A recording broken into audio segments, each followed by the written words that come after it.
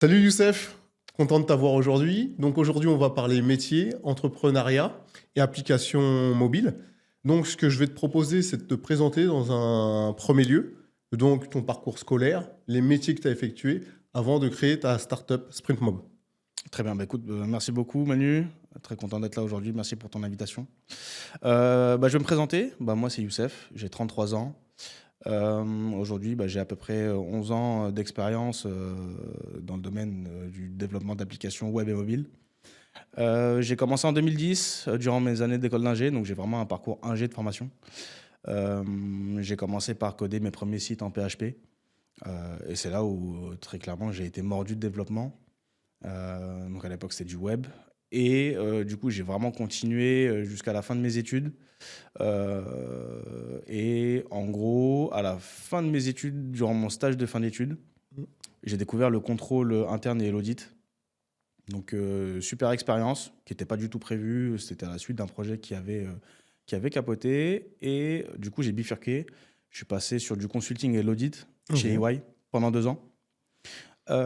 C'était pas du tout prévu. Et en soi, j'ai très vite compris que je voulais pas y faire carrière. d'accord. Ce qui me manquait, c'était vraiment de coder, de mettre les mains dans le cambouis, euh, voir tout de suite du coup mes réalisations. Et au final, je suis revenu au web. Ok, Je suis revenu au web dans une startup qu'un pote à moi cofondait. Donc du coup, je les ai aidés sur un premier projet. J'ai découvert du coup l'univers des startups. Je m'y suis intéressé, je suis plongé dedans complètement. J'ai commencé à faire un petit peu de freelancing. Puis après, derrière, j'ai monté aussi deux, trois projets qui n'ont pas fonctionné, malheureusement, jusqu'au jour où, du coup, un pote à moi, Alex, que je salue, m'appelle et me dit, écoute, j'ai un projet, ça s'appelle The Good Seat. C'est un comparateur de VTC et taxi. Donc l'idée, c'était de comparer tous les providers de VTC et taxi, Uber, Hitch, etc. Dans une application mobile. Je dis, ah, ok, c'est cool. En France, ça n'existe pas forcément. Go. Il avait besoin d'un cofondateur technique. Donc, du coup, je suis monté dessus. C'est une aventure qui a duré 3 ans. Mm. Super compliqué. Très clairement, le secteur de la mobilité, c'est hyper concurrentiel. Tu as des problématiques qui sont vraiment hardcore. Ça a duré 3 ans. J'ai été CTO de la boîte. Au max, on était 6-7, je dirais, 6-7, ok. avec 4-5 dans l'équipe IT, au max. Et du coup, j'ai tout fait, du front, du back, de l'infra, tout. Au début, c'était sur un modèle B2C, on est passé sur du B2B. Et au final, je suis resté 3 ans, j'ai quitté en 2021. Ils ont continué de leur côté. Et là, malheureusement, la startup est décédée assez récemment. Malheureusement, ça, ça- Ça ça- arrive, ça- hein. ça aurait pu être beau, mais ça l'a pas fait. C'est des choses qui arrivent. C'est ça, c'est vraiment le risque. Et du coup, à partir de 2021, moi, je me suis vraiment lancé à fond dans le freelancing. Du coup, en partenariat avec BAM, qui s'appelle maintenant Théodo Apps. Donc, j'étais en tant que presta. En fait, je les connaissais parce qu'on les avait pris en tant que clients chez The Good Seat et j'ai vraiment kiffé leur boulot. Ils bossent super bien, super équipe, super esprit. C'était vraiment top. Donc, du coup, je les ai recontactés complètement par hasard, hein. Et c'est comme ça que j'ai commencé vraiment le freelancing à fond. Mm. Et du coup, j'ai bossé pour des belles startups. J'ai bossé pour Libéo, j'ai bossé pour Miro, j'ai fait la V1 Yomoni, par exemple, Ok, jusqu'à arriver chez Finari. Finari, j'ai passé pratiquement 2 ans là-bas. Super expérience. ouais. Franchement, super boîte. J'aime beaucoup l'outil. Et c'était vraiment un plaisir de bosser chez Finari. Et du coup, derrière, en mars 2023, pendant que je bossais chez Finari, tiens d'ailleurs, j'ai créé SprintMob. Ok. Ok, donc ton parcours il est assez divers. Donc tu es de formation ingénieur, tu as bossé comme ingénieur, ensuite comme ingénieur dans l'audit chez EY. Ensuite, tu as fait de la freelance et tu as lancé aussi des startups. Et là, tu as lancé une dernière startup en 2023 qui s'appelle SprintMob, qui développe des applications mobiles pour différents clients. Est-ce que tu peux nous parler de cette startup que tu viens de créer? Enfin, viens de créer, ça fait quand même 2 ans, donc c'est jeune, mais c'est Ça va. pas Ouais, ça extrêmement va. récent. Ça veut dire qu'elle a quand même vécu. Est-ce que tu peux nous Ouais, parler? Quelle est sa mission? Quels sont ses clients? ouais, bien Quelle est sûr. la plus-value? Ok, ça marche. Du coup, SprintMob, C'est pas fait exprès. Très concrètement, ça a démarré d'un message d'un pote d'école d'ingé qui me dit: écoute, Youssef, là, j'ai besoin d'un développeur React Native pour une application mobile. On n'a pas les ressources en interne. On a besoin de quelqu'un senior, d'autonome, qui est capable de nous livrer une application clé en main et tout. Je dis: bah écoute, moi je suis pas dispo. À l'époque, bah, je bossais à fond sur Finari et ça se passait très bien. J'avais pas envie de quitter du tout. Du coup, je lui dis: par contre, je connais quelqu'un. Je connais quelqu'un avec qui j'ai déjà bossé, qui est senior, qui kiffe son taf, qui est vraiment passionné, qui est expert du coup. Et du coup, je les ai mis en relation.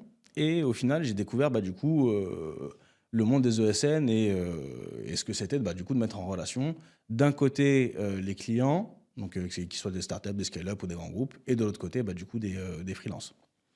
Des freelances comme moi en plus. Donc, c'était cool. Bah, du coup, c'était vraiment win-win pour tout le monde parce que d'un côté, mon pote qui était du coup CTO de sa startup, bah, il avait quelqu'un d'expert bah, pour bosser avec lui main dans la main et avoir bah, du coup l'application qu'il voulait.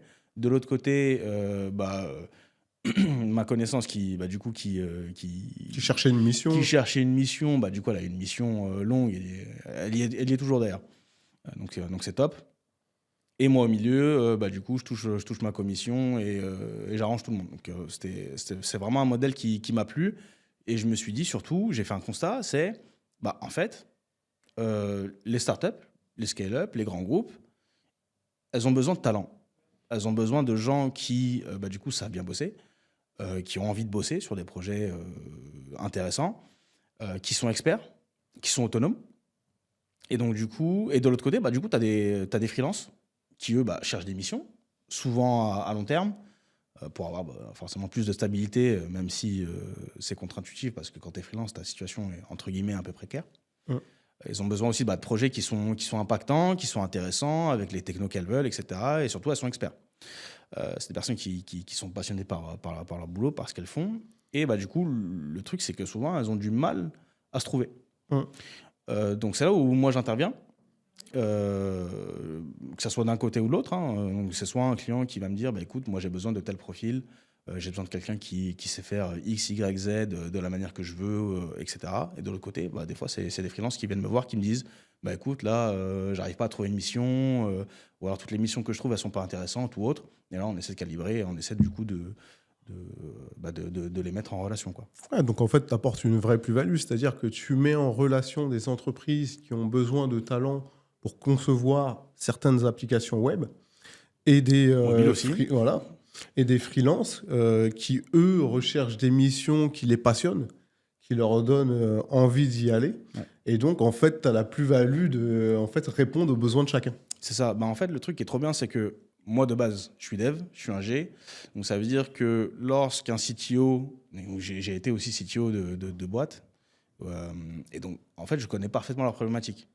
Lorsque je vais discuter avec un CTO de sa stack technique, de ses enjeux produits, etc., je vais tout de suite comprendre quels sont bah, du coup ses besoins. Peut-être qu'il y a des besoins qu'il n'a pas exprimés, qu'on va pouvoir gratter, identifier, etc.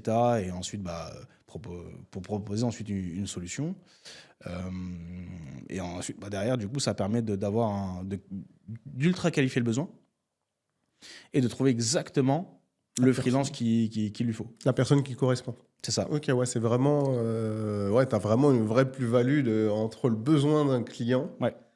et la personne qu'il faut, mais ça reste le besoin aussi de la personne qui est en freelance, ce type de projet. C'est ça. Il faut vraiment que ça soit en adéquation. C'est pas juste, OK, tu as un besoin, j'ai une banque de CV, je t'envoie tout le monde. Non, c'est vraiment, OK, c'est quoi ton besoin? Viens, on le creuse pour de vrai.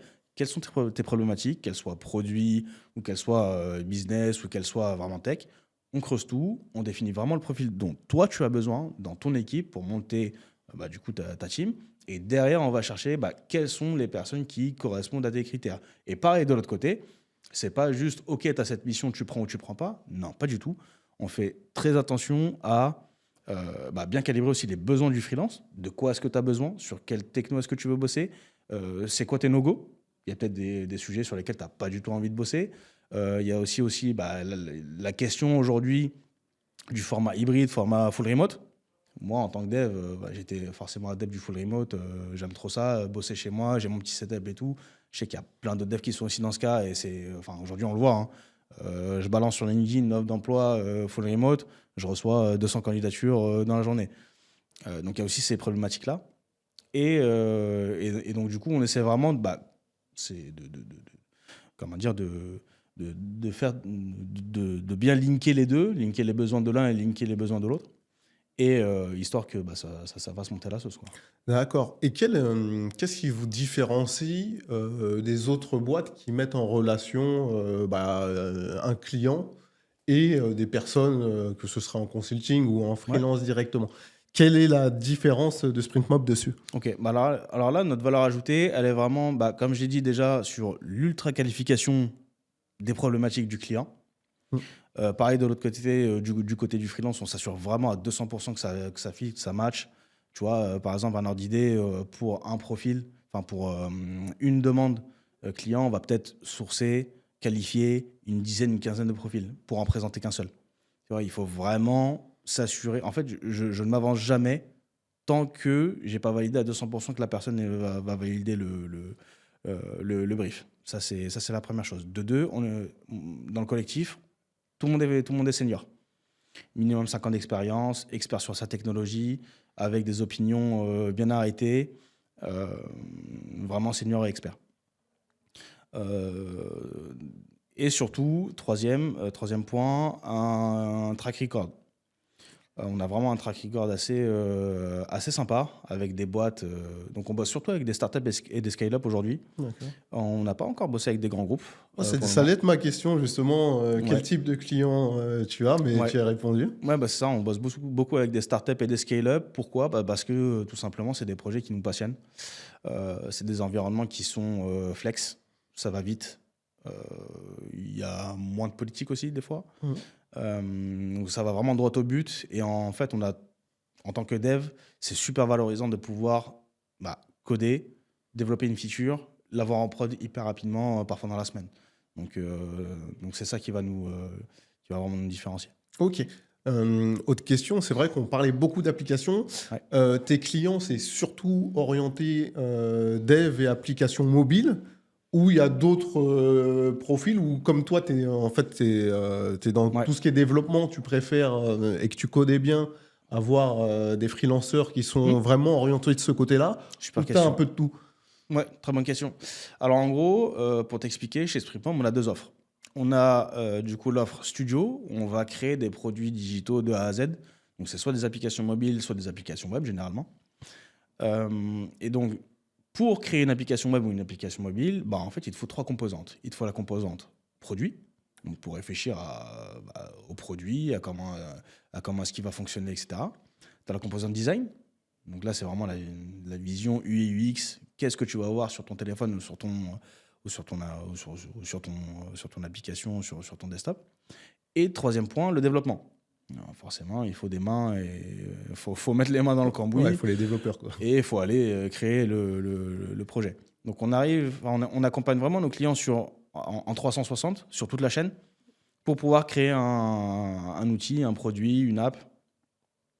Et voilà. Donc ça, c'est la première offre. Ouais. La deuxième, c'est vraiment l'offre talent, comme on l'appelle. Très concrètement, c'est de l'ESN nouvelle génération. On va, du coup, comme je l'ai dit tout à l'heure, mettre en relation des startups et des scale-up avec des freelances en qualifiant le besoin et en étant ultra spécialisé, quoi. Et du coup, on est aussi ultra spécialisé sur certaines technologies. On est ultra expert, par exemple, sur React, sur React Native. Est-ce que tu peux préciser ce que c'est? Bien sûr. React et React Native, du coup, c'est des frameworks Ok. qui sont basés sur un langage de programmation qui s'appelle JavaScript Ok. et qui te permettent du coup de développer des applications web ou mobiles. Ok. Aussi sur le développement, on ne fait pas que du front. Il y a le front-end, donc c'est la partie visible et c'est ce que tu vas voir directement sur ton téléphone ou sur ton ordinateur. Et tu as la partie back-end aussi, donc c'est tout ce qui est serveur, intelligence, etc. Et tu as aussi la partie du coup infrastructure sur laquelle on travaille aussi. Donc pareil, sur toute la chaîne de développement, on intervient à tous les niveaux. Ok, super. Et au niveau des deux offres, c'est laquelle qui remplisse le plus votre charge, ou c'est équilibré, ou il y a plus un certain type d'offre qui... Par définition, les projets en mode studio sont plutôt sont courts. Généralement, c'est de l'ordre de 3 à 6 mois grand maximum. D'accord. Donc ça dépend. Ça dépend en fonction des besoins, en fonction des clients. Mais généralement, ouais, la partie talent prend plus de poids. D'accord, donc c'est plutôt la partie talent. Et du coup, j'ai une question voilà, sur les applications web. Qu'est-ce qui fait que les clients demandent de plus en plus d'applications web, selon toi? Alors en soi, c'est pas plus de web que de mobile. Oui, Je ou dirais même mobile, plus l'inverse, ouais. dans le sens où aujourd'hui, tu vois, typiquement, on a tous nos téléphones dans la poche. On utilise, je pense, pour la plupart, tous nos téléphones plus de 4 heures par jour. Donc ça devient vraiment un vecteur de proximité. Ça permet vraiment aux clients d'avoir de la proximité avec leurs utilisateurs et de pouvoir les activer, entre guillemets, à n'importe quel moment. Donc ça permet aussi de créer un lien avec une marque, avec un outil, avec un objet ou autre. Donc je pense que c'est pour ça que du coup, surtout en B2C, hein, là on parle beaucoup du B2C, ça permet du coup aux entrepreneurs d'être directement connectés à leurs utilisateurs. En B2B, c'est différent. Ça dépend des applications. C'est beaucoup de web pour des raisons professionnelles, tout simplement, parce que tu as plus d'espace sur un ordinateur que sur un mobile. Après, ça dépend évidemment des secteurs d'activité et de la problématique des applications. Mais c'est beaucoup de web. D'accord, d'accord. Et du coup, j'ai une autre question. Euh, Effectivement, donc vous aidez vos clients à développer des applications mobiles ou applications web. Du coup, en termes de volumétrie de clients à l'année, ça représente quoi à peu près? Qu'est-ce que tu veux savoir, le nombre de clients qu'on a à l'année? Ouais, à peu près, voilà. Vraiment, ça dépend. C'est variable. Là, aujourd'hui, on a 2 ans. Mm. Donc forcément, on a peu de Peu de recul. recul, hein. Mais je dirais que ouais, ça tourne aux alentours des on dirait 5, 6, 7, 8 clients par an. On va Ouais. dire quelque chose comme ça. Ça dépend. Vraiment, alors, ce qui est cool, c'est que ça fait 2 ans. Très clairement, je suis dans un tunnel. Mm. Les clients, je les compte pas. Les clients, je les compte pas. Les projets, je les compte pas. On avance, on fonce. Et là, l'idée, c'est vraiment de parler à un maximum de monde. De rencontrer aussi un maximum de monde, de rencontrer un maximum de développeurs, de product managers, de designers, et histoire du coup d'accumuler un maximum de projets aussi, intéressant pour la communauté et pour le collectif. Ok, très bien. Maintenant, j'ai une question un peu plus, pas technique, mais c'est se dire quelles ont été les difficultés au début. Par exemple, trouver les bons freelanceurs, trouver les clients que tu as pu rencontrer à tes débuts lorsque tu as lancé Sprint Mob. Et quelles sont les difficultés que tu peux rencontrer maintenant au quotidien? Parce que j'imagine que ça a évolué Ouais. entre tes débuts et aujourd'hui. Vraiment. Écoute, paradoxalement, au début, c'était assez facile dans le sens où tu vas directement utiliser ton network. C'est des gens. En fait, le truc, c'est que durant mes 11 ans d'XP, j'ai rencontré beaucoup de personnes. J'ai recruté aussi beaucoup de personnes. Donc, du coup, c'est facile d'activer son réseau, dire OK, hein, je connais un tel, il est super bon, j'ai bossé avec, je peux le mettre en relation avec telle boîte ou autre, etc. Au début, c'est facile. Ok. Enfin, en tout cas, pour moi, c'était facile au début, dans le sens où je pouvais directement activer mon réseau. Là, j'arrive dans une phase où c'est un peu plus compliqué et je suis obligé de me forcer à rencontrer un maximum de monde pour justement trouver les pépites, tout simplement, trouver le 1% des développeurs, des product managers et des designers pour ensuite du coup les connecter. Donc, ouais, paradoxalement, c'était plus facile au début que maintenant. Et aujourd'hui, ma problématique, c'est surtout élargir le network, faire grandir le collectif, faire grandir aussi du coup ma liste de prospects. Donc discuter avec un maximum de boîtes, identifier leurs besoins, voir où est-ce qu'elles en sont, aider les petits comme les gros. Donc il y a des boîtes qui sont au stade de MVP, qui savent pas très concrètement où est-ce qu'elles vont. Elles n'ont pas de cofondateur technique, elles savent pas si elles doivent faire une application web, une application mobile, c'est quoi la différence, monter une équipe tech, comment ça se fait, monter une équipe produit. Enfin, t'as des boîtes qui sont à ce niveau-là. Et tu as d'autres boîtes qui ont les reins solides, qui ont levé des fonds, qui sont plus à l'état du coup de scale-up, qui ont eu leur product market fit et qui ont pu capitaliser dessus pour grossir et faire du chiffre. Et là c'est complètement différent. C'est combler un besoin, c'est une montée en charge, c'est une levée de fonds, donc ça veut dire recruter plus. C'est aussi des problématiques des fois de structuration, des problématiques aussi des fois de refactorisation de code. Ok. Tu vois, typiquement, tu as des boîtes qui sont ancrées sur une techno qui devient vieillissante. Ils ont eu des belles réussites avec au début, mais ils savent que le code va pas tenir sur 3 à 5 ans, donc ils basculent, ils font un shift et ils passent sur une autre techno. Et donc là, nous, on est là aussi pour les aider, tout simplement, pour leur dire, écoutez, nous, on a eu telle expérience qui est réussie ailleurs, etc. C'est hyper varié. C'est vraiment hyper varié. Tu es dans une phase d'expansion là aujourd'hui, du Ouais. coup, de ce que je comprends. Tu as précisé du coup quel type de techno tu utilises aujourd'hui pour que ce soit un peu standard Ouais. vis-à-vis de tes clients. Est-ce que c'est ça ta stratégie ou tu privilégies une techno par client en fonction du besoin? Ça dépend, vraiment ça dépend. Ça dépend de quand est-ce qu'on arrive sur le projet. S'il n'y a rien, si c'est vraiment from scratch, alors là, on va utiliser les outils qui nous paraissent les plus intéressants et avec lesquels on a plus de seniorité. On a vraiment développé une vraie expertise sur certaines technos. Comme je disais tout à l'heure, on a React en front, React Native sur du mobile. Sur du back-end, par exemple, on est fan de Nest.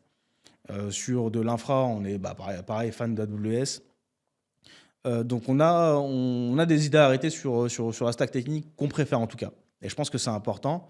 C'est important de développer vraiment une expertise sur une stack donnée.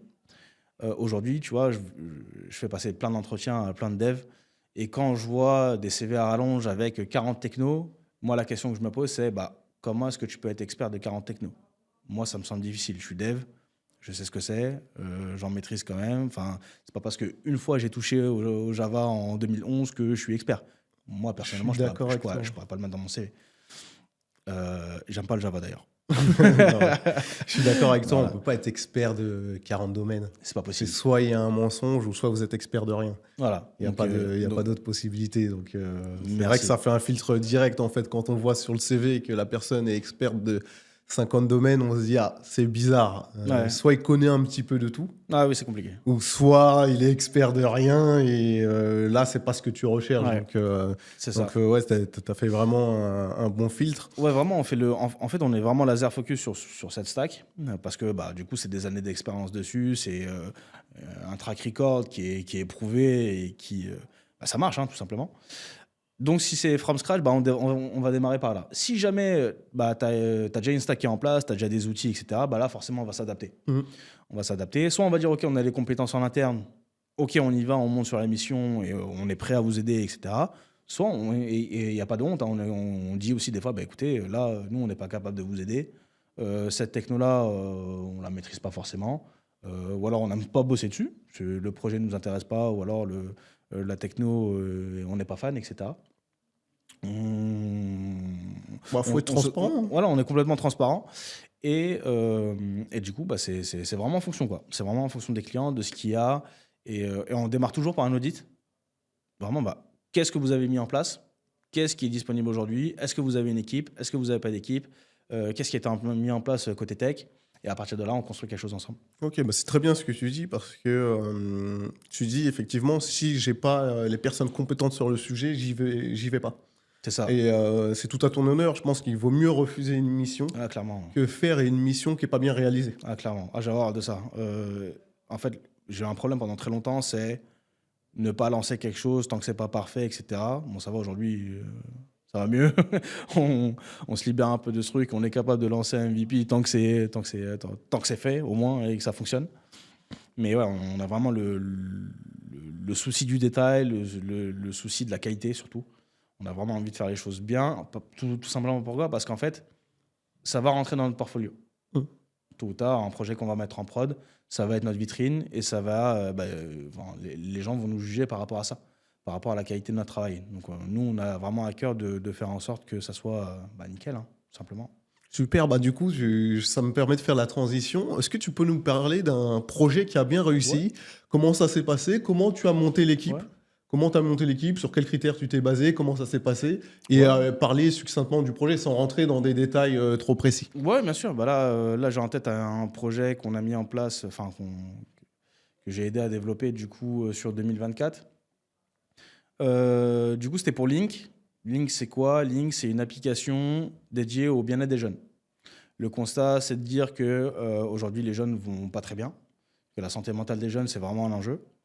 Et c'est un projet qui est porté par un père et une fille qui sont top, que je salue d'ailleurs, et Guerchaume et Miel, pour ne pas les citer, et par une psychiatre, Claire.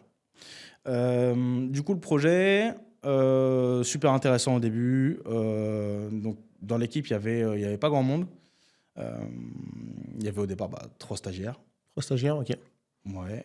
Et je reçois un message sur LinkedIn de l'un d'entre eux qui me dit est-ce que tu es dispo pour une mission, etc. Tout. Je dis écoute, ouais, bien, on en discute.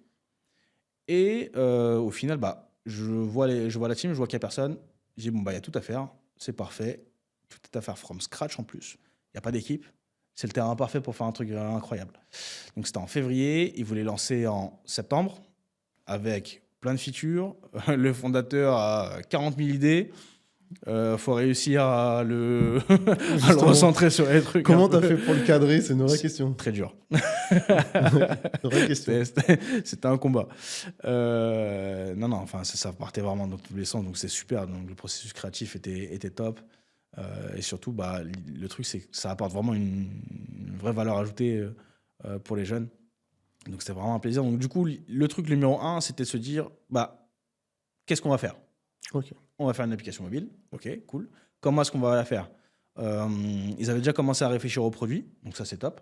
Et du coup, ils avaient déjà un PM. Donc ça c'est nickel. Précise PM, ce que c'est pour... PM Product Manager, donc c'est la personne qui va s'occuper, qui va être vraiment responsable du produit.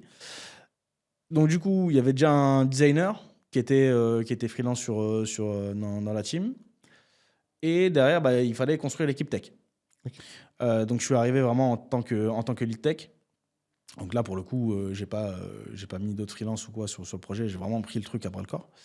Et du coup, j'ai recruté un front, un back, 2 backs.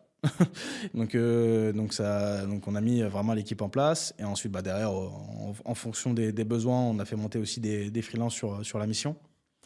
Truc marrant, on a même fait le site web, tiens, d'ailleurs.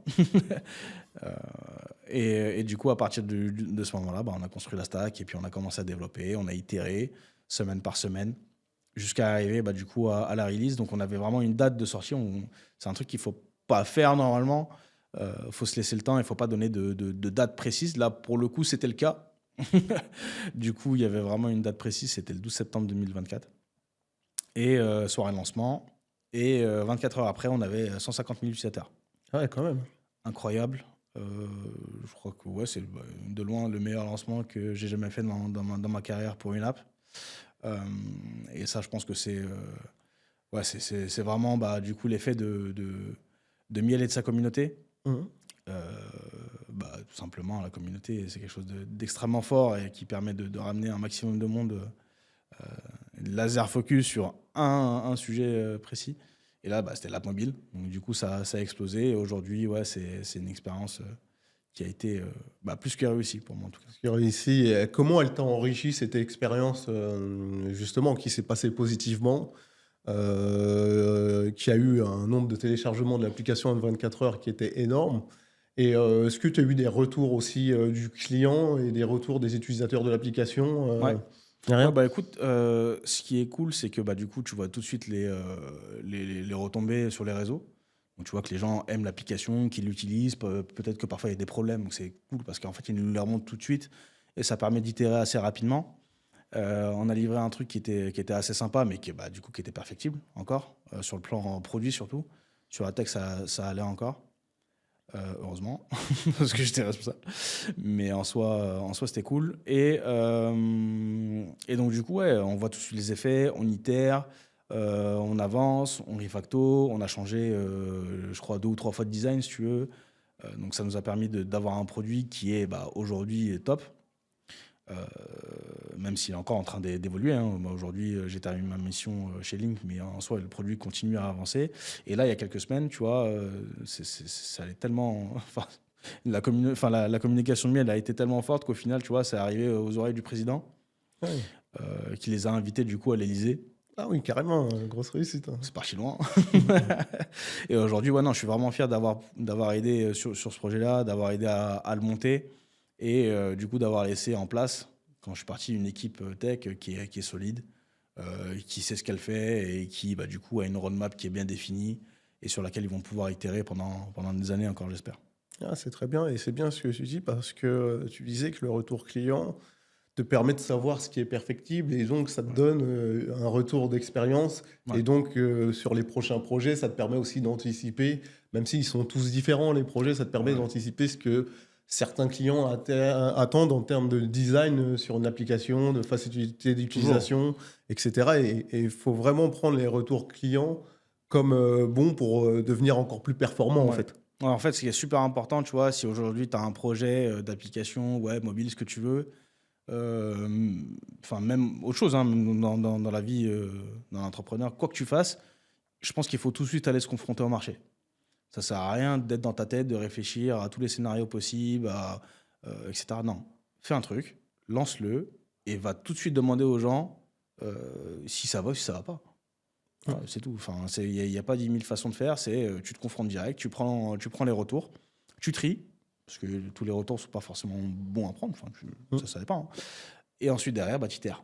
Tu itères et tu donnes une version meilleure chaque jour, chaque semaine, chaque mois. Et bah, l'idée, c'est toujours d'atteindre la perfection, quoi. Même si c'est jamais possible, forcément. Mais ouais, c'est super important d'avoir des retours tout de suite et de pas attendre, de pas trop attendre, quoi. Ouais, bah, donc on voit bien que tu as évolué dans le fait d'attendre que quelque chose soit parfait, Ah ouais, dans clairement. la procrastination. Vaut mieux Ah se ouais, clairement. lancer et avoir les retours pour améliorer que Ouais, d'essayer d'avoir un truc parfait. Et en fait, vous ouais, saurez jamais clairement. s'il est parfait puisque les retours, Ah, ils clairement. arrivent qu'après. Ah non, Donc en fait, clairement. vaut mieux se lancer directement. Ouais, clairement, clairement. Faut toujours se lancer. Sinon, bon, au final, tu lances rien. Tu vas avoir quelqu'un à côté de toi qui a lancé le même truc que toi. Tu dis, oh, pourquoi, comment? Et au final, t'es dégoûté. Non, non, moi, je pense qu'il faut d'abord être dans l'action et après dans la réflexion, plutôt que l'inverse. Et ouais, non, ça m'a vraiment joué des tours par le passé. Aujourd'hui, non, c'est fini ça. Aujourd'hui, ouais, c'est un bon retour d'expérience et je Ouais. pense que tu as raison. Vaut mieux se lancer directement, quitte à échouer et à ajuster, Ouais. Ouais, plutôt que clairement. d'attendre et puis vous saurez jamais si le produit il est Ouais. parfait, parce que le produit parfait n'existe pas déjà. Ouais, non, mais Donc vaut mieux se lancer directement. Ouais. ouais, vaut mieux lancer 5 trucs à la fois, faire 50, à 50%. Au moins, tu lances, tu prends les retours d'XP, au pire, tu jettes et tu double down sur le truc qui compte vraiment et le truc qui marche, plutôt que d'aller dans un seul truc à fond et au final, t'es en silo, tu fais ça pendant 6 mois, tu sors ton truc, ça marche pas, t'es dégoûté, t'as perdu du temps, de l'argent et à la fin, tu le mets à la poubelle. Enfin, non, pas cool. Et aujourd'hui, comment vous utilisez les nouvelles technologies et notamment l'intelligence Mm. artificielle dans vos métiers de tous les jours? Eh ben, écoute, aujourd'hui, l'IA, les LLM, ça fait partie intégrante de notre équipe, hein, j'ai envie de dire. Tu vois, le truc numéro un, ça va être de brainstormer avec les IA. Euh, Tu vois, j'ai mes abonnements et j'ai mes clés API chez Claude, chez Google, chez OpenAI. Euh, non, non, très clairement, ça fait partie intégrante de notre travail aujourd'hui. Tu vas brainstormer avec l'IA, tu vas poser des questions, tu vas avoir des retours d'XP, tu vas coder aussi. Mhm. J'utilise Cursor tous les jours pour développer. Non, très clairement, c'est trop utile. Après, faut faire attention. C'est pas, faut pas. En fait, le problème de ce que je vois parfois, c'est que tu as des personnes qui vont prendre leur cerveau, vont le poser et vont se brancher à l'IA direct. Mhm. Donc ça, c'est pas une bonne chose. Je pense qu'il faut d'abord réfléchir bien comme il faut à ce que tu veux faire, déconstruire ensuite avec l'IA vraiment comme un sparring partner, et ensuite derrière, tu vas pouvoir itérer là-dessus et apporter ta sauce. Mhm. Parce que sinon, aujourd'hui, enfin, c'est pas, on n'en est pas encore là, je pense, même si on est presque, tu peux pas encore tout déléguer à l'IA. effectivement, c'est plutôt comme une aide, comme un partenaire, Ouais, très clairement. mais il ne prendra pas votre place parce que Ouais. c'est vous qui avez la vision globale. Après, Ouais. l'IA peut vous aider, vous aiguiller, voir s'il y a une erreur dans un code, etc., vous débugger Mm. des choses, mais il ne prendra jamais votre place, en tout cas pas aujourd'hui. Non, non, je pense que. Alors, le truc, c'est que bah, du coup, la productivité des développeurs seniors a fortement augmenté grâce à l'IA. Et les juniors aujourd'hui ont peur du coup de l'IA, de son arrivée, et ils ont peur que ça les remplace, tout simplement. Moi, je pense que les développeurs, bah, en fait, ça va juste pas les faire disparaître, hein. Ça, c'est bien ça, c'est impossible, je pense, à court terme. Par contre, ça va les forcer à être meilleurs. Mm. Ça va leur permettre, ça va les forcer déjà à step up, à, à faire plus de veille techno, à être meilleurs sur les technos, à faire plus de projets, à montrer vraiment, et aussi, ouais, et surtout, à montrer quelle est leur valeur en tant qu'humain. Mm. Parce que l'humain voit des choses que l'IA ne voit pas. Et je pense aujourd'hui, tu vois, typiquement, il y a un truc où l'IA est pas très forte, c'est sur toute la partie UI, et sur toute la partie. Donc, UI, c'est le visuel d'une application, par exemple, Mm. et sur toute la partie user experience. Donc, sur comment est-ce que tu vas utiliser une application.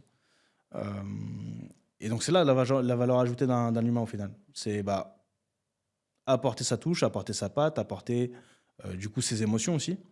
Et ça va faire toute la différence. Donc, Oui, de toute moi, manière, on a affaire à des humains en face. De toute manière, au final, on livre un produit pour des humains. c'est Donc, ça. Donc, il ne faut pas tout déléguer à l'IA. Il ne faut pas avoir peur que l'IA te remplace si tu es développeur, si tu es product manager ou encore plus si tu es designer.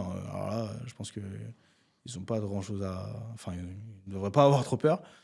Mais ouais, faut savoir se différencier. Il faut surtout se dire, OK, aujourd'hui, comment est-ce que je peux step up, quoi. ok. Aujourd'hui, Sprint Mob est dans une phase d'expansion, on est d'accord. Et après, c'est quoi les nouveaux projets que tu as pour Sprint Mob dans l'avenir? Bah écoute, aujourd'hui, comme je t'ai dit, on a deux offres. L'offre Mhm. studio, on va développer des applications vraiment de A à Z pour des clients.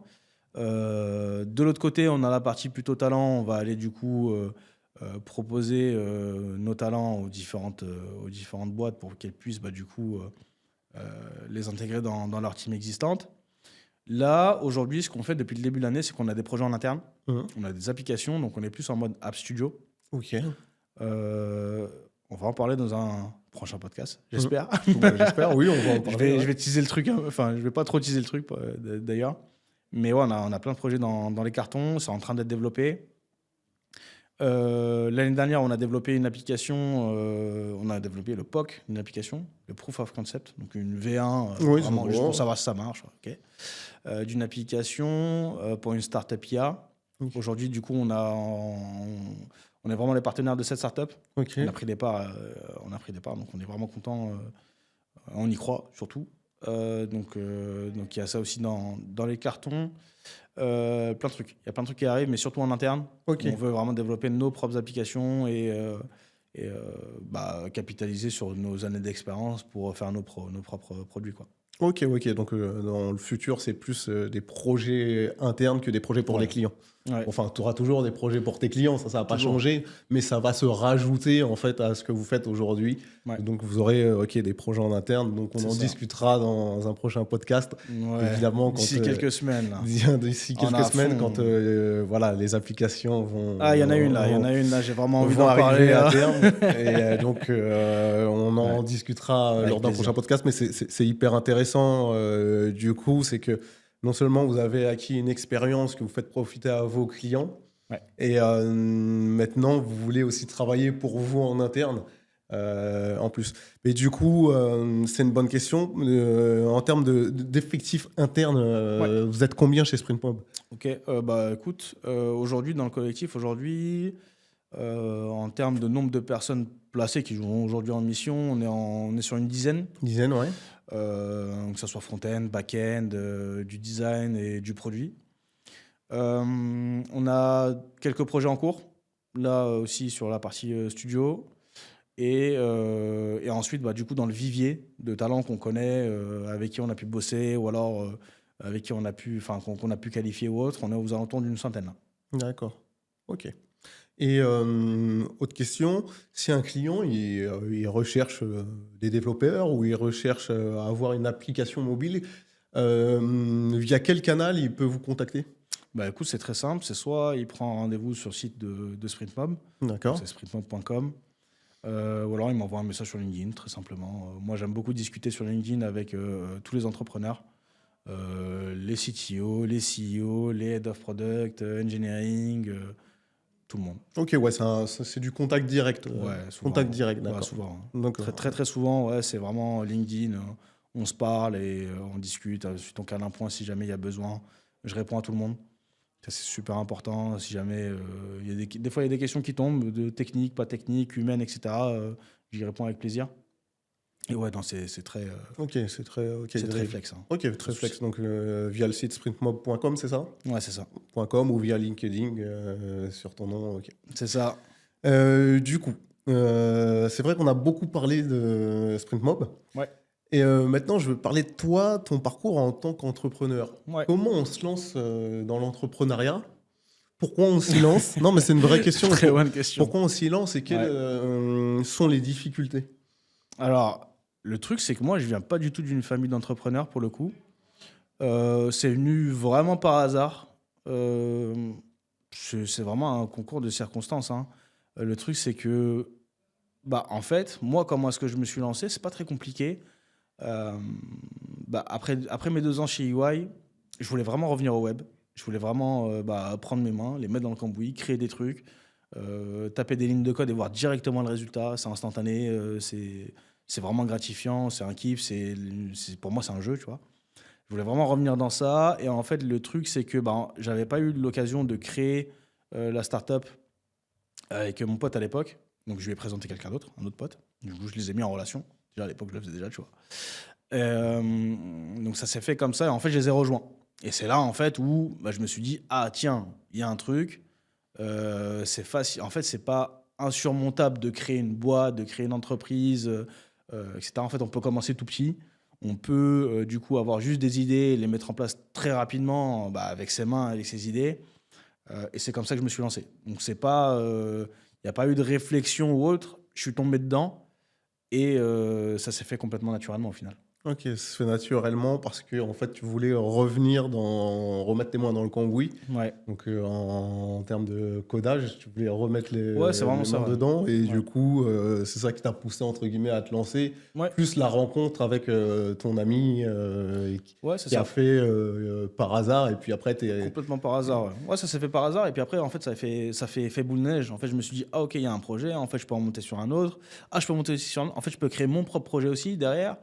Et en fait, ouais, ça s'est enchaîné au final bah, depuis 2016. Ouais, Je suis plus salarié, tu vois. Enfin, ouais, j'ai depuis plus de 2016, fiche ouais, de, j'ai plus de fiche de paye depuis ce moment-là. ça fait 9 ans. Hein. Tu vois, donc au final, voilà. Enfin, ça s'est fait complètement naturellement. Aujourd'hui, ouais. Est-ce que je pourrais retourner dans du salariat? Je pense pas. J'imagine. Très clairement, parce que j'ai vraiment pris goût à la liberté. Et au final, non, ça se passe super bien. Je suis hyper content, je suis épanoui. Il faut pas croire que c'est compliqué ou. En fait, si ça peut être compliqué, oui, bien évidemment, ça dépend du contexte, ça dépend dans quoi est-ce que tu vas t'embarquer. Mais en soi, c'est à la portée de tout le monde. Oui, voilà, c'est ça qu'il faut dire, c'est que c'est simple au sens à portée de tout le monde, mais c'est pas facile parce qu'il y a quand même des efforts à faire, des efforts à fournir. Et c'est vrai Ouais, que l'entrepreneuriat, c'est pas fait pour tout le monde aussi, c'est chacun sa personnalité. clairement, ouais. Je pense que si tu y es depuis 9 ans, c'est que ça te plaît bien, Ouais, c'est ouais, que tu t'y plais bien. ouais. Et je pense que tous ceux qui sont devenus entrepreneurs, s'ils le sont depuis de nombreuses années, c'est qu'ils s'y plaisent bien et qu'il y a une forme de liberté Ouais, d'entreprendre et ouais. qu'ils aiment bien en fait entreprendre, créer. Je pense que c'est les personnes qui aiment bien créer aussi, qui sont entrepreneurs. Bah, je crois Parce que que t'as pas le pour choix, être hein. non, mais c'est vrai, mais pour Si être t'es entrepreneur et que tu crées pas, ça, c'est compliqué. Non, mais ouais, En fait, il faut d'abord se dire, est-ce que j'ai envie déjà? c'est la Il y a première des chose. gens qui n'ont pas envie, hein. Enfin, ça peut se comprendre. Est-ce que tu es capable aussi de te gérer tout seul? Mhm. Est-ce que tu es capable d'être ton propre capitaine au final? Parce que c'est enfin, au final, quand tu es entrepreneur, c'est ton bateau, c'est toi qui le crée, c'est toi qui le pilote, c'est toi qui y vas. Euh, donc, est-ce que tu as aussi faut parler concrètement, c'est aussi est-ce que tu as les reins solides? Est-ce que tu es capable de. Tu vois, quand j'ai monté The Good Seat, j'ai pas touché de salaire pendant 3 ans. Est-ce que tu es capable... Après, j'ai eu la chance d'être encore chez papa-maman, donc c'est facile. Est-ce que tu as justement cette stabilité-là? Est-ce que tu as de l'argent de côté? Est-ce que tu es prêt est-ce que tu prêt à ne pas avoir de filet de sécurité? C'est toutes ces questions-là qu'il faut avoir. Donc, je dis pas que c'est fait pour tout le monde, Tout à fait, c'est pas fait pour tout le monde. mais je pense que tout le monde peut le faire. Ouais, c'est deux choses différentes, mais tout le monde est capable de faire la chose, Ouais. mais tout le monde n'a pas forcément envie ou se donnera Ouais. les moyens de le faire. Ouais. Et ça, c'est très important de faire cette distinction. C'est comme tu vois, il y a une autre question aussi, c'est CDI vs freelance. À chaque fois que quelqu'un pose le débat sur LinkedIn, c'est un massacre. Pas de bonne réponse. Les gens sortent les épées, ça se bat, enfin, c'est du grand n'importe quoi. Mais en fait, ça dépend vraiment de ton mindset. Hein. Ça Tu dépend de la peux personne. être soit l'un, soit l'autre. Je connais beaucoup de gens qui ont eu du mal à passer du CD au freelancing. Bah, tout simplement parce que tu sais pas ce que tu vas avoir comme mission demain, si tu vas en avoir une ou pas. D'ailleurs, aujourd'hui, en ce moment, tu vois, moi je le vois, hein, c'est hyper compliqué d'avoir des missions en ce moment. C'est ça en fait, c'est CDI, freelance, entrepreneur, où est-ce que tu veux aller? Je pense qu'il faut tout simplement en parler avec les gens. Hein. Le truc qui est super important, c'est juste poser les questions. Poser les questions, se mettre à la place de l'autre, comprendre les enjeux, réfléchir ensuite. Et après, ce qu'on disait tout à l'heure aussi, c'est faut pas trop réfléchir non plus, faut se lancer. Mettre peut-être un petit tapis de sécurité. Voilà. Ça, si jamais tu tombes, voilà, ok, tu peux te rattraper et tout. Mais derrière, ouais, faut se lancer. Tu as envie de faire un truc, tu sais pas, tu as peur, vas-y. Va, agis. Tu vois. Et après, derrière, tu sais que tu pourras toujours revenir C'est ça. et retomber sur tes pattes. Quoi. Après, c'est pas se lancer n'importe comment. Hein. C'est ce qu'on dit, c'est on a un filet de sécurité. Si ça passe pas, on faut revient. essayer. On revient, mais au moins vous essayez. Après, il y a des personnes qui partent sans filet de sécurité. Ça se passe bien parce qu'ils se disent qu'ils n'ont pas d'autre choix que de réussir. Aussi. Mais bon, moi, je conseille quand même de partir avec un filet de sécurité. Parce que, surtout quand vous avez des enfants, etc., je pense qu'il faut partir avec un filet de sécurité. D'accord, donc j'ai mieux compris pourquoi tu t'es lancé dans l'entrepreneuriat. Quelles ont été les vraies difficultés derrière que tu as pu rencontrer de l'entrepreneuriat? Ouais, voilà. Très bonne question. Les plus grosses difficultés, alors ça va être du coup... alors c'est un format assez particulier parce qu'au final j'ai eu pas mal d'opportunités dès le début, donc en fait ça a tout de suite roulé, etc. C'est vraiment... tu vois, typique, ouais, une des difficultés, c'est vraiment de lâcher prise et de se mettre à fond en mode entrepreneur et pas en mode freelance. Tu vois. Parce qu'au début, tu vois, j'étais vraiment... je faisais les deux en parallèle. Donc, tu fais entre guillemets, tu vois, du freelancing et de l'autre côté, tu es un peu en mode entrepreneur. C'est vraiment de lâcher du lest sur toute la partie freelance et de dire, OK, c'est derrière moi. Aujourd'hui, je suis vraiment un entrepreneur. C'est ma boîte. Je me mets à fond dedans et en fait, t'es pas comment dire, un agent de ta boîte. Tu es vraiment au-dessus et c'est toi qui la pilote. Ça a été la difficulté pour moi, à mon sens. Et ensuite, derrière, ouais, c'est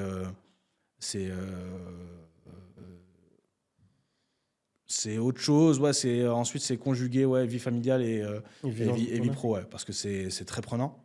Forcément, quand tu as un business, tu y penses H24. Ouais, c'est ton bébé. Voilà, et tu sais, t'as pas de soir, t'as pas de week-end, tu y réfléchis tout le temps. Et ça, je sais que ça peut parfois être pesant pour ton environnement. Moi, tu vois, je suis marié, j'ai 2 enfants, donc forcément, ça peut poser parfois des difficultés. Mais heureusement, avec ma femme, on se parle beaucoup. On essaie de poser aussi des limites. On essaie j'hésite pas aussi à lui dire, écoute, dis-moi quand ça va pas, tu vois. Dis-moi quand c'est stop, quand c'est trop, etc.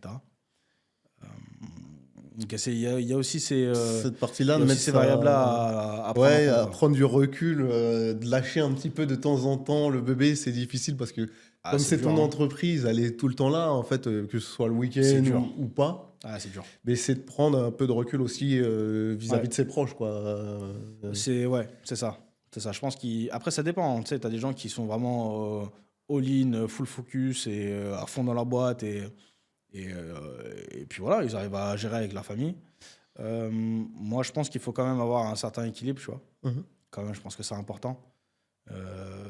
D'abord pour ta famille et ensuite pour toi. Parce que ouais, c'est pas facile pour eux. Ouais, non, j'imagine. Sinon, t'as pas eu d'autres difficultés Pour le moment, ça va. ouais. Pour le moment, écoute, ça va, tout roule. Donc là, ouais, on est vraiment en expansion. Comme je t'ai dit, là, on est vraiment en train d'exploser. On est en train de rencontrer un maximum de monde. On a démarré des projets en interne.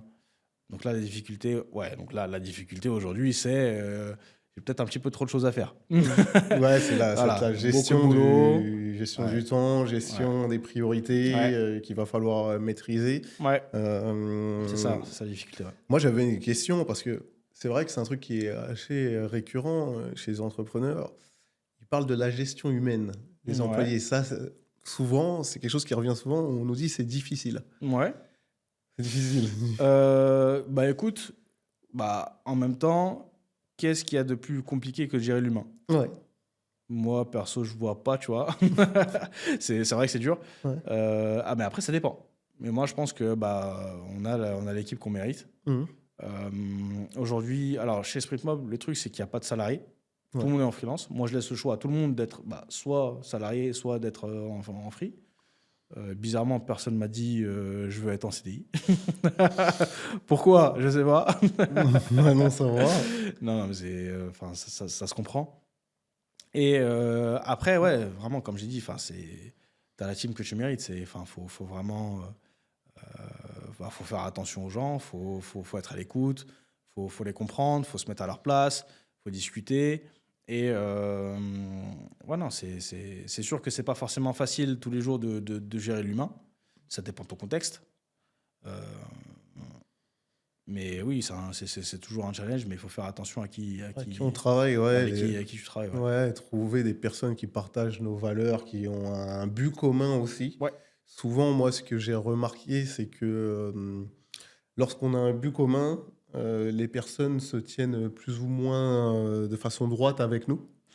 Alors que parfois, si la personne ne se tient pas droite, ça impacte votre business, mais lui, ça n'impacte pas. Souvent, des fois, la personne n'hésite pas à vous planter. En fait, Mais ça dépendra des personnes, ouais, encore une fois. ça dépend. Je pense que, ouais, tu vois, à chaque fois que je fais rentrer quelqu'un dans le collectif, je fais super attention. Alors, ça peut être le meilleur développeur du monde ou ça peut être le meilleur product manager, un designer incroyable, etc. Si jamais il n'a pas le bon mindset, si jamais on ne partage pas les mêmes valeurs humaines, moi, je préfère pas travailler avec la personne. D'accord. Parce que je pense qu'il y a des trucs qui sont plus importants que les compétences techniques. J'y attache vraiment une importance incroyable parce qu'au final, on va se parler tous les jours, on va bosser ensemble. Et si jamais ça ne fit pas humainement, ça va y avoir des points de friction. Peut-être qu'on ne va pas être content. Peut-être que ça va se ressentir au final sur le travail qu'on aura ensemble, sur la collaboration. Et au final, peut-être que ça va finir. Donc non, je fais super attention à ça. C'est super important. Et au-delà de l'aspect technique, non, il faut que L'aspect humain. Moi, je fais passer l'humain avant tout, quoi. Non, mais moi aussi, je suis un peu comme ça. L'aspect humain, c'est j'ai besoin d'être entouré de personnes qui partagent mes valeurs. Ouais. Sinon, je sais qu'à un moment, ça va pas le faire. Ah non, très clairement. Je sais qu'à un moment, ça va pas le faire. Et du coup, pour m'éviter ce genre de problème humain, je préfère travailler avec des personnes qui partagent mes valeurs. Ouais. Du coup, là, on arrive au bout de l'heure. Tu veux dire un mot de la fin, du coup? Écoute, merci beaucoup de m'avoir invité. Ça m'a fait plaisir de présenter Sprintmob, nos enjeux, nos missions. Si jamais vous voulez rejoindre l'aventure, si vous êtes product manager, si vous êtes designer, si vous êtes développeur, front, back, etc., n'hésitez pas à m'envoyer un message sur LinkedIn. Pareil, si jamais vous avez une idée d'application, si jamais vous avez des questions, des sujets, des problèmes ou autres, n'hésitez pas aussi à me contacter. Et puis du coup, hâte qu'on se reparle. Ouais. Parce que là, on a des projets dans le carton. Et ce serait cool de te les présenter. Ouais, super. Si tu veux que les gens te contactent sur LinkedIn, est-ce que tu veux donner ton LinkedIn ou Ouais, tapez Youssef Achak sur LinkedIn. Vous me trouverez assez facilement. Ou alors, vous allez sur sprintmob.com et vous pouvez du coup réserver un créneau avec moi. Aucun problème. C'était un plaisir de t'avoir, Youssef, aujourd'hui. Plaisir Je partagé. te remercie de m'avoir accordé cette heure-là pour partager ta startup, partager tes différentes expériences. Je pense que ça va être enrichissant pour les étudiants qui nous regardent. Et merci aussi pour ta présence, puisque ça faisait un moment qu'on ne s'était pas vu. Ouais, Et c'est vrai qu'on se connaît depuis de nombreuses années, puisqu'on a fait nos études ensemble, l'école d'ingé ensemble. Et donc, ça me fait plaisir de te retrouver ici pour merci parler à de ta toi. boîte. À Merci pour bientôt. l'invitation. À bientôt.